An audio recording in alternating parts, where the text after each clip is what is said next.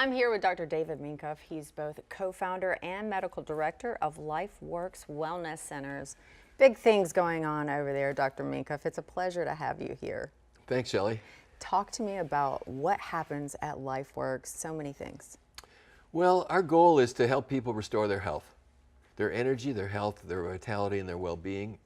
And there are tens of millions of people in this country and worldwide, because we get people from all over the world, who don't feel that way. They think at 25, or I hear people say this all the time. I'm 40 years old and I'm over the hill. I can't do what I used to do. I go out and try and play. I'm sore. I don't recover. I don't have energy. I'm having trouble concentrating. I can't sleep. And so usually these people have a bunch of things going on in their body which are causing what they have. It isn't a deficiency of Prozac or Nexium that is the problem, okay? Right. I mean, we live in a drug society and a drug culture, and that doesn't mean that sometimes drugs aren't necessary or helpful. Sometimes they are. But most of the time, if the drug is a solution to a chronic problem, it's the wrong solution, because drugs are all toxins. For short periods, they may help, so you're in pain, you have to take something, that's fine. You have a bleeding ulcer, you have to take something, that's fine. But for long term, it's not fine, because it's poisoning other things that are going to cause you further problems later on.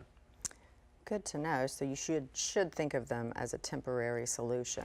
Right. Now, I recently read a statistic that 70 to 80% of our immune system lives in our intestines. Let's Right. talk about those gut issues, if you will. We should keep them in pretty healthy shape. How do we even go about doing that? I mean, it's just such a natural process within the body.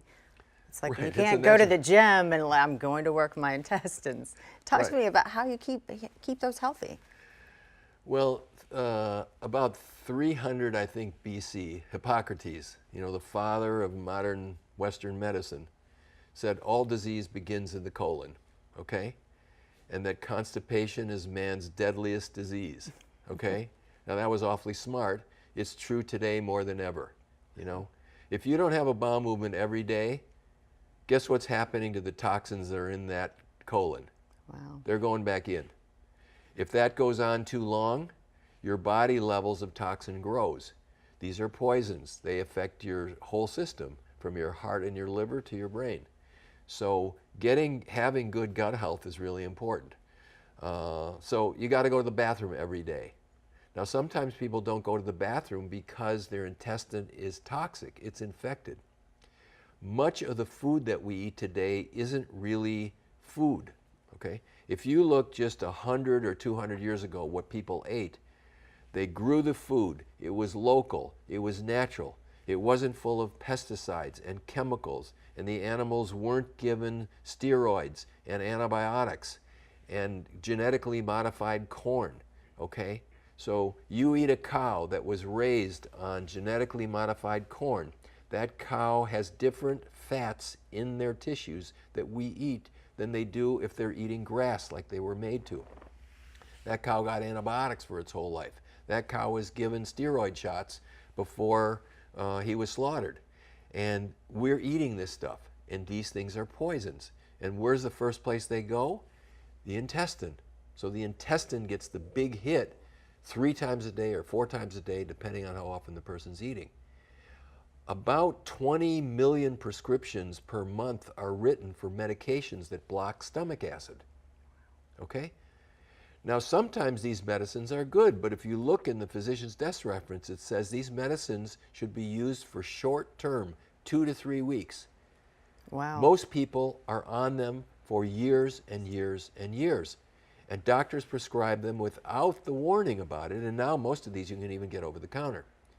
Now, when you take a medicine that blocks stomach acid, you aren't going to digest protein effectively. You're not going to absorb minerals effectively.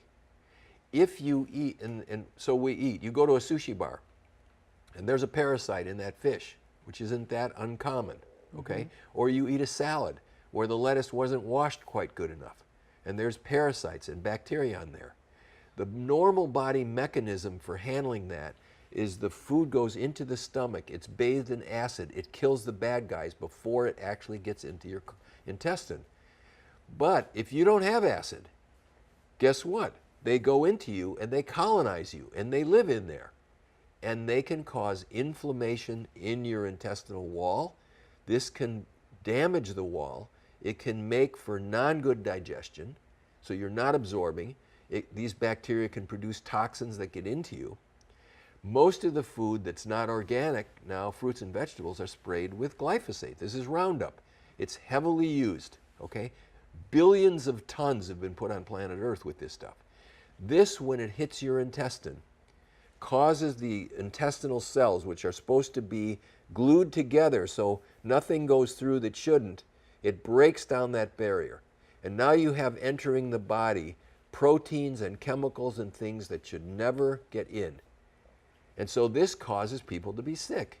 100% of the people that we see who have any kind of chronic problem have gut issues as the worst thing and the thing that we have to handle first if they're ever going to get well. So if I'm hearing that message correctly, really check your food sources and evaluate what you're eating and exactly what is it, and make sure that it's whole food.